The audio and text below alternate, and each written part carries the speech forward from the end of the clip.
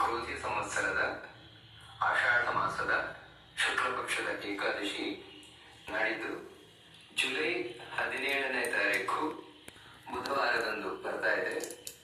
ಈ ಏಕಾದಶಿಯನ್ನ ಶಯನಿ ಏಕಾದಶಿ ಅಥವಾ ಪದ್ಮ ಏಕಾದಶಿ ಅಂತ ಪುರಾಣಗಳು ಕರೀತಾ ಇವೆ.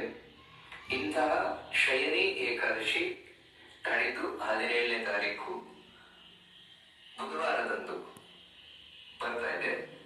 ಈ ಏಕಾದಶಿಯ ಮಹತ್ವವನ್ನ ಪದ್ಮಪುರಾಣ, ಭವಿಷ್ಯೋತ್ತರ ಪುರಾಣ ಇವುಗಳೆಲ್ಲ ಬಹಳ ವಿಸ್ತಾರವಾಗಿ ತಿಳಿಸಿಕೊಂಡು ಹೋಗ್ತವೆ. ಅದರಲ್ಲಿ ಪದ್ಮಪುರಾಣ ತಿಳಿಸುವಂತೆ ಈ ಏಕಾದಶಿ ಅನ್ನುವಂಥದ್ದು ಪಾಪಿನ ಪಾಪನಾಶಾಯ ಸೃಷ್ಟ ಧಾತ್ರ ಮಹೋತ್ತಮ ಅತಃಪರಾನ ರಾಜೇಂದ್ರ ವರ್ತದೆ ಮೋಕ್ಷದಾಯಿನಿ ಅಂತ ಹೇಳ್ತಾರೆ. ಇದು ಯಾರು ಪಾಪವನ್ನ ಮಾಡಿದವರಿದ್ದಾರೆ ಅಂಥವರ ಪಾಪದ ನಾಶಕ್ಕಾಗಿಯೇ ಭಗವಂತನಿಂದ ಸೃಷ್ಟಿಸಲ್ಪಟ್ಟಿರುವಂತಹದ್ದು. ಇದು ಸಾಮಾನ್ಯವಾಗಿ ಉತ್ತಮವಾಗಿರುವಂತಹದ್ದಲ್ಲ, ಮಹೋತ್ತಮ ಅತ್ಯಂತ ಉತ್ತಮವಾಗಿರುವಂತಹದ್ದು ಅಂತ ಹೇಳ್ತಾರೆ. ಯಾಕೆಂದ್ರೆ ನಮ್ಮ ಪಾಪವನ್ನ ಕಳೆಯಲಿಕ್ಕೆ, ನಮ್ಮ ನಮಗೆ ಪುಣ್ಯವನ್ನ ತಂದುಕೊಡ್ಲಿಕ್ಕೆ ಈ ಏಕಾದಶಿ ಬಹಳ ಮುಖ್ಯವಾಗಿರುವಂತಹದ್ದು ಅಂತ ತಿಳಿಸ್ಕೊಂಡು ಹೋಗ್ತಾರೆ. ಏತಸ್ಮಾತ್ ಕಾರಣಾದ ರಾಜನ್ ಶ್ರೂಯತಾಂ ಗತಿ ಉತ್ತಮ ಭವೇ ನರಾಣಾಂ ಶ್ರೋತೃಣಾಂ ಕಥಾಯ ಶ್ರವಣಾದಪಿ. ಹೀಗೆ ಈ ಏಕಾದಶಿಗೆ ಇಷ್ಟು ಮಹತ್ವ ಇರುವುದರಿಂದಾಗಿ ಈ ಏಕಾದಶಿಯ ಮಹಾತ್ಮೆಯನ್ನು ತಿಳಿಯುವುದರಿಂದಲೇ ನಮ್ಮ ಪಾಪ ಪರಿಹಾರ ಆಗ್ತದೆ ಅಂತ ಕೃಷ್ಣ ಧರ್ಮರಾಜನಿಗೆ ಈ ಮಾತನ್ನ ತಿಳಿಸ್ಕೊಂಡು ಹೋಗ್ತಾ ಇದ್ದಾನೆ. ಅಷ್ಟಲ್ಲದೆ ತೇಸದ ವೈಷ್ಣವರಾಜನ್ ಮಮ ಭಕ್ತಿ ಪರಾಯಣ ಆಷಾಢೇ ವಾಮನಶ್ಚೈವ ಪೂಜ್ಯತೆ ಪರಮೇಶ್ವರ. ನಿಜವಾಗ್ಲೂ ಕೂಡ ವಿಷ್ಣುವಿನ ಭಕ್ತರು ಯಾರು, ವೈಷ್ಣವರು ಯಾರು ಅಂತ ಹೇಳಿದ್ರೆ, ಯಾರು ಈ ಆಷಾಢ ಶುಕ್ಲ ಪಕ್ಷದ ಏಕಾದಶಿಯಂದು ಉಪವಾಸವನ್ನ ಮಾಡಿ, ಅದರ ಏಕಾದಶಿ ವ್ರತವನ್ನ ಮಾಡಿ ವಾಮನ ರೂಪಿ ಭಗವಂತನ ವಿಶೇಷವಾಗಿ ಆರಾಧನೆಯನ್ನು ಮಾಡ್ತಾರೋ ಅವರೇ ನಿಜವಾಗ್ಲೂ ವಿಷ್ಣುವಿನ ಭಕ್ತರು ಅಂತ ವಿಷ್ಣು ಪರಿಗಣನೆ ಮಾಡ್ತಾನೆ, ತನ್ನ ಭಕ್ತರಿಗಳು ಅಂತ. ಹೀಗೆ ಈ ಏಕಾದಶಿ ಪಾಪವನ್ನ ಕಳೆಯಲಿಕ್ಕೆ ಬಹಳ ಮುಖ್ಯವಾಗಿರುವಂತಹದ್ದು ಅಂತ ಕೃಷ್ಣ ತಿಳಿಸ್ತಾನೆ. ಇಲ್ಲಿ ತಿಳ್ಕೊಳ್ಬೇಕಾದದ್ದು ಏನಂತ ಹೇಳಿದ್ರೆ, ಎಲ್ಲಾ ಏಕಾದಶಿಗಳು ಇರುವುದೇ ನಮ್ಮ ಪಾಪವನ್ನ ಪರಿಹಾರ ಮಾಡ್ಲಿಕ್ಕೋಸ್ಕರ, ನಮಗೆ ಭಗವಂತನ ಅನುಗ್ರಹವನ್ನ ತಂದುಕೊಡ್ಲಿಕ್ಕೋಸ್ಕರವೇ ಇರುವಂತಹದ್ದು. ಹಾಗಿರ್ಬೇಕಾದ್ರೆ ಈ ಆಷಾಢ ಶುಕ್ಲ ಏಕಾದಶಿಗೆ ಏನು ಇಷ್ಟೊಂದು ಮಹತ್ವ ಅಂತ ಹೇಳಿದ್ರೆ, ಇದು ಮಾತ್ರ ಅಲ್ಲ, ಎಲ್ಲಾ ಏಕಾದಶಿಗಳು ಹಾಗೆ ಆದ್ರೂ ಕೂಡ ಈ ಏಕಾದಶಿ ಹೆಚ್ಚಾಗಿ ಉಳಿದ ಏಕಾದಶಿಗಳಿಗಿಂತ ಹೆಚ್ಚು ನಮ್ಮ ಪಾಪವನ್ನ ಪರಿಹಾರ ಮಾಡುತ್ತದೆ ಅನ್ನೋದನ್ನ ತಿಳಿಸ್ಕೊಂಡು ಹೋಗ್ತಾ ಇದೆ. ಅದರಿಂದಾಗಿ ಇಲ್ಲಿ ತಿಳಿಸ್ತಾರೆ, ಸರ್ವ ಪಾಪ ಹರಂಚೈವ ಭುಕ್ತಿ ಮುಕ್ತಿ ಪ್ರದಾಯಕಂ ಸತಲೋಕೆ ಮಮಸದ ಶೋಕಜೋಪಿ ಪ್ರಿಯಂಕರ. ಆ ಕಾರಣದಿಂದಲೇ ಏಕಾದಶಿ ನಮ್ಮ ಎಲ್ಲ ಪಾಪವನ್ನ ಪರಿಹಾರ ಮಾಡುತ್ತದೆ. ನನಗೆ ಭುಕ್ತಿ ಮುಕ್ತಿ ಪ್ರದಾಯಕಂ, ಇಲ್ಲಿ ಏನು ಸುಖ ಭೋಗಗಳ ಅವಶ್ಯಕತೆ ಇದೆಯೋ ಅದನ್ನೆಲ್ಲ ಕೊಡುತ್ತದೆ. ಸತ್ತ ಬಳಿಕ ನಾವು ಸದ್ಗತಿಯನ್ನ ಹೊಂದಲಿಕ್ಕೆ, ಒಳ್ಳೆಯ ಲೋಕವನ್ನ ಸೇರ್ಕೊಳ್ಳಿಕ್ಕೆ, ಭಗವಂತನ ಲೋಕವನ್ನ ಸೇರ್ಲಿಕ್ಕೆ ಏನ್ ಬೇಕು ಅದೆಲ್ಲವನ್ನ ಈ ಏಕಾದಶಿ ತಂದುಕೊಡುತ್ತದೆ ಅಂತ ಪದ್ಮಪುರಾಣ ತಾನು ತಿಳಿಸ್ಕೊಂಡು ಹೋಗ್ತಾ ಇದೆ.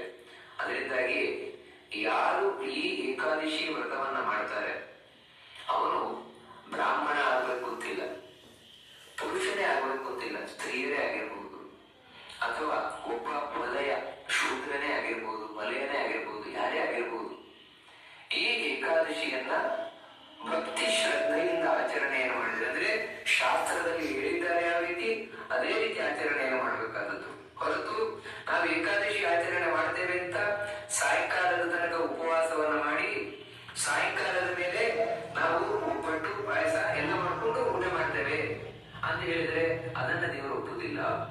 ಯಾಕಂತ ಹೇಳಿದ್ರೆ ಈ ಏಕಾದಶಿಯಂದು ಭೋಜನವನ್ನ ಮಾಡುವುದಾಗ್ಲಿ, ಆಹಾರ ಸ್ವೀಕಾರ ಮಾಡುವುದಾಗ್ಲಿ ಯಾವ ಶಾಸ್ತ್ರದಲ್ಲೂ ಹೇಳಲ್ಪಟ್ಟಿಲ್ಲ. ಇದು ದೇವರ ಶಾಪಕ್ಕೆ ತುತ್ತು ಆಗುವಂತೆ ಮಾಡ್ತದೆ. ನಮ್ಮನ್ನು ಸಾಯಂಕಾಲ ತನಕ ಮಾಡಿ ಆಮೇಲೆ ನಾವು ಹಬ್ಬ ಮಾಡ್ತೇವೆ ಅಂತ ಹೇಳಿದ್ರೆ ಅದು ದೇವರ ಶಾಪಕ್ಕೆ ತುತ್ತಾಗುತ್ತೆ. ಆ ರೀತಿ ಅಲ್ಲ, ಯಾರು ಶಾಸ್ತ್ರದಲ್ಲಿ ಹೇಳಿರುವಂತೆ ಈ ಏಕಾದಶಿಯನ್ನು ಸಂಪೂರ್ಣ ಉಪವಾಸವನ್ನ ಮಾಡಿ, ಅಂದ್ರೆ ದಶಮಿ ದಿನ ಒಪ್ಪತ್ತು ಏಕಾದಶಿಯ ಸಂಪೂರ್ಣ ಉಪವಾಸ, ಅದರೊಟ್ಟಿಗೆ ನಿಯಮದಿಂದಿದ್ದು, ಅದು ಬಹಳ ಮುಖ್ಯವಾಗಬೇಕಾಗಿರುವಂತಹದ್ದು. ಅಂದ್ರೆ ಅಹಿಂಸೆಯನ್ನು ನಮ್ಮನ್ನು ಅಳವಡಿಸಿಕೊಳ್ಳುವುದು ಅವತ್ತಿನ ದಿನ, ಶುಚಿಯಾಗಿ ಇರುವಂತಹದ್ದು, ಸತ್ಯ ಮಾಂಸವನ್ನ ನುಡಿಯುವಂತಹದ್ದು, ಇವೆಲ್ಲ ನಿಯಮಗಳನ್ನ ನಮ್ಮಲ್ಲಿ ಅಳವಡಿಸಿಕೊಳ್ಬೇಕಾದ. ಮತ್ತೆ ಬ್ರಹ್ಮಚರ್ಯದಿಂದ ಇರುವಂತದ್ದು. ಬ್ರಹ್ಮಚರ್ಯ ಅಂದ್ರೆ ಆದಷ್ಟು ದೇವರ ಚಿಂತನೆಯನ್ನು ಮಾಡ್ತಾ ಇರುವುದು, ದೇವರ ಸ್ಮರಣೆಯನ್ನ, ದೇವರ ಕಥೆ ಮುಂತಾದವುಗಳನ್ನ ಅವತ್ತಿ ದಿನ ಕೇಳ್ತಾ ಇರುವಂತಹದ್ದು. ಮತ್ತೆ ರಾತ್ರಿ ಎಷ್ಟು ಸಾಧ್ಯ ಉಂಟು ಅಷ್ಟು ಜಾಗರಣೆಯನ್ನ ಮಾಡುವುದು. ಅಂದ್ರೆ ಬರೀ ನಿದ್ರೆಗೆಡುವುದು ಮಾತ್ರ ಅಲ್ಲ, ಆದಷ್ಟು ದೇವರ ಚಿಂತನೆಯನ್ನ ಮಾಡ್ತಾ ನಿದ್ರೆ ಮಾಡದೇ ಇರುವಂತಹದ್ದು. ಒಂದೊಮ್ಮೆ ತಡ್ಕೊಳ್ಳಿಕ್ಕೆ ಆಗ್ಲಿಲ್ಲ, ಅಷ್ಟು ನಿದ್ರೆ ಬಂತು ಅಂತ ಹೇಳಿದ್ರೆ ಹಾಸಿಗೆ, ಮಂಚ ಇದು ಯಾವ್ದ್ರ ಮೇಲೆ ತಾವು ಮಲ್ಕೊಳ್ಳದೆ ಬರೀ ನೆಲದ ಮೇಲೆ ಬರೀ ಒಂದು ಚಾಪೆ ಹಾಕೊಂಡು, ಹೇಳಿದ್ರೆ ಬರೀ ಒಂದು ಬಟ್ಟೆಯನ್ನು ಹಾಸಿಕೊಂಡು ಮಲಗುವಂತಹದ್ದು. ಅದು ಎಷ್ಟು ಸಾಧ್ಯ ಉಂಟು ಅಷ್ಟು ಜಾಗರಣೆಯನ್ನು ಮಾಡಿ ಈ ರೀತಿ ಮಾಡಿದ್ರೆ, ಮತ್ತೆ ಮಾರನೇ ದಿನ ದ್ವಾದಶಿ ದಿನ ಬೆಳಗ್ಗೆ ಪಾರಣೆಯನ್ನು ಮಾಡಿ ಆಹಾರವನ್ನು ಸ್ವೀಕಾರ ಮಾಡಿ ಇಡೀ ಈ ಏಕಾದಶಿಯನ್ನ ವಾಮನ ರೂಪಿ ಭಗವಂತನಿಗೆ ಅರ್ಪಣೆಯನ್ನು ಮಾಡುವುದು. ಈ ರೀತಿ ಮಾಡಿದರೆ ಅಂಥ ವ್ಯಕ್ತಿ ನನಗೆ ತುಂಬಾ ಇಷ್ಟವಾದವನಾಗ್ತಾನೆ ಅಂತ ದೇವರು ತಿಳಿಸ್ಕೊಂಡು ಹೋಗ್ತಾನೆ. ಅವನು ಯಾವ ಜಾತಿ ಬೇಕಾದ್ರೆ ಆಗ್ಬಹುದು, ನನಗೆ ತುಂಬಾ ಇಷ್ಟ ಆಗ್ತಾನೆ. ಆದ್ರೆ ಹೀಗೆ ಈ ಏಕಾದಶಿ ಅನ್ನುವಂತಹದ್ದು ನಮಗೆ ಮುಕ್ತಿಯ ಕಡೆಗೆ ಕರ್ಕೊಂಡು ಹೋಗ್ತದೆ.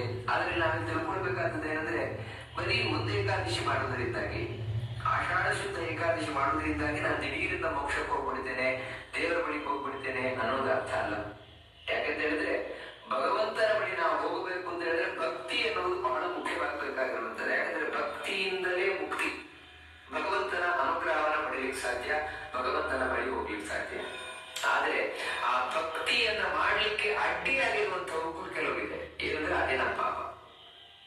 ನಾವು ದೇವರನ್ನ ಭಕ್ತಿ ಮಾಡ್ಲಿಕ್ಕೆ ನಮಗೆ ಪಾಪಗಳೇ ಅಡ್ಡಿ.